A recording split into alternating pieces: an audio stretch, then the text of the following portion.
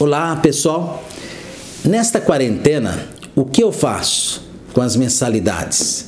Escola, plano de saúde, transporte escolar, financiamento de imóveis e veículos. Existe alguma saída? Vamos começar falando aqui sobre as mensalidades escolares. Existe, por acaso, alguma lei, algum direito que prevê o desconto nas mensalidades escolares nesse período de pandemia? A resposta é não. A mensalidade escolar versa sobre direito obrigacional, é um direito civil. Então, portanto, caberia à União, Congresso Nacional, legislar sobre o assunto, criar alguma lei que venha a beneficiar os estudantes de modo geral. E esta lei não existe. Então, o que fazer? Veja, as escolas dizem o seguinte, que elas têm uma programação anual, pagamentos de professores e funcionários e que muitos dos seus recursos foram destinados à informatização nesse período. E também que o contrato é anual e é dividido por mês, então a responsabilidade do aluno é pagar mensalmente a escola. Por outro lado, os pais e os alunos estão desempregados, recebendo salário de forma reduzida, ou pequenos empresários que tiveram que fechar as portas. Então, o que fazer diante desse quadro? Você estudante, você pai de aluno, eu aconselharia o seguinte: entre em contato com a sua escola, entre em contato com a faculdade, mande uma carta registrada, mande um WhatsApp, um e-mail, entre em contato informando, demonstrando a sua impossibilidade de pagar. E essa é uma observação muito importante. Outra observação importante é que não devem ser cobrados. Segundo a orientação dos PROCONs de vários estados, é qualquer valor complementar. Então, olha, não devem ser cobrados, por exemplo, alimentação, atividades extracurriculares, passeios, academia, serviço de transporte oferecido pela escola e outras devem ser interrompidas. E se por acaso você pagou a escola, tem a obrigação, a escola tem a obrigação de descontar na próxima mensalidade. Agora, a palavra chave aqui é negociação, é a palavra de ordem nesses dias que estamos vivendo. As escolas elas devem dialogar com as famílias, verificando a necessidade de caso a caso. Então procure a sua escola e tenta negociar. Uma outra situação que envolve também milhões de brasileiros é a questão do plano de saúde. Eu quero dizer a você que, infelizmente, a Agência Nacional de Saúde Complementar, a ANS, uma agência reguladora vinculada ao Ministério da Saúde do Brasil, não conseguiu entrar em acordo com a maioria dos planos de saúde para trazer um benefício ao consumidor, infelizmente. O consumidor que não conseguir pagar seu plano de saúde, ele não terá direito a regime especial durante a pandemia da Covid-19. A ANS tentou, inclusive, um acordo com as operadoras, mas sem sucesso. Então, portanto, se você, como consumidor, está sujeito a perder a assistência de saúde após 60 dias em caso de inadimplemento. Apenas 9 operadoras de saúde de pequeno porte, eles atenderam ao pedido da ANS, concordaram com a ANS. Então, se você por acaso é segurado de uma dessas operadoras, você pode verificar lá no site da ans.gov.br.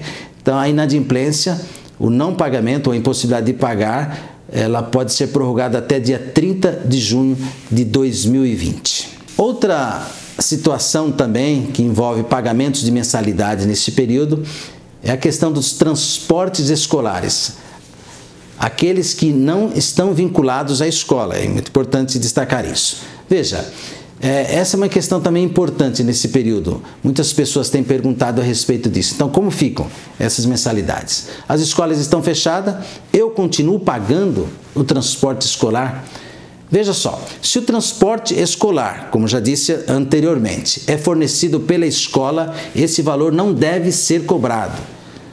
Mas a grande maioria do transporte escolar, na verdade, vem de pessoas físicas, pessoas que dependem desse trabalho, né, para sobreviver, né, o tio ou a tia da van, como é bem conhecidos, né, do transporte escolar. Se nós aplicarmos o Código de Defesa do Consumidor, sem dúvida, tem que haver revisão ou alteração das cláusulas contratuais, pois estamos lidando com um fato extraordinário, uma força maior, a pandemia e a quarentena por consequência, que dificulta e às vezes impede o pagamento da mensalidade.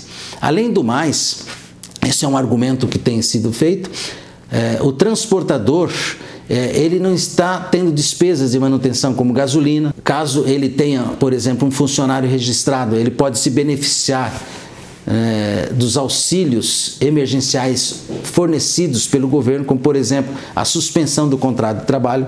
Então veja, ele não está tendo gastos com o seu trabalho, então em regra ele deve conceder descontos aos alunos, aos pais de alunos. Ao meu modo de ver, né, a negociação é o melhor caminho, e caso não seja possível, entendo que o consumidor, né, geralmente os pais do aluno, ele deva rescindir o contrato, sem a cobrança de valores, no período em que não foi prestado o serviço. Outra situação é a questão das prestações do financiamento. Como fica?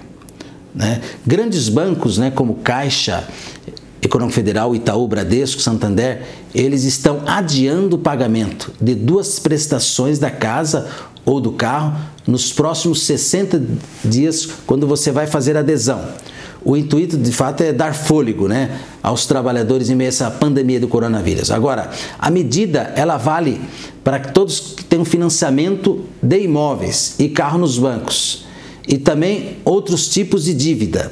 Agora, a única exigência, com exceção da Caixa Econômica Federal, é que as prestações de crédito estejam em dia. Olha, no caso da Caixa Econômica Federal é diferente. Se as prestações do financiamento estiverem com 2 prestações em atraso, também podem ter este benefício de mais 60 dias sem pagamento. Então veja, durante a pandemia, quais os benefícios em relação a financiamentos? Primeiro, será mantida então a mesma taxa de juros. Não haverá cobrança de multa. Então, as parcelas que forem suspensas ou pausadas, né, vão para o saldo devedor, no caso da Caixa Econômica Federal. E no caso de outros bancos, né, os 2 meses de parcelas que não foram pagas, né, serão lançadas logo após o período, né, sem a multa e sem os juros. Vou exemplificar para você. Vamos imaginar então que você aderiu ao benefício e deixou de pagar os meses de abril e maio. Então você pagará o mês de abril em junho e o mês de maio em julho. Então veja, você que é cliente do banco, você fica 2 meses sem pagar e depois o pagamento da prestação volta ao normal, com a adição dos meses, né, que não foram pagos no final do financiamento. Uma coisa importante que eu quero destacar aqui é que não é uma determinação do governo, é uma decisão comercial dos bancos. Então você tem que verificar se seu banco aderiu a esse tipo de benefício, está certo? Você deve procurar seu banco, né, para obter a pausa nesses financiamentos, tá certo? Quero dizer a você que ouve, né, e acompanha o nosso programa que nós estaremos atentos. Se houver alguma lei, alguma portaria, medida provisória ou mesmo decisões judiciais, algo que venha ajudar e beneficiar, nós estaremos aqui neste canal. O Advogado Explica, orientando você. Se você achou importante esse vídeo, compartilhe, faça seu registro no canal e ative o sino de notificações. Obrigado.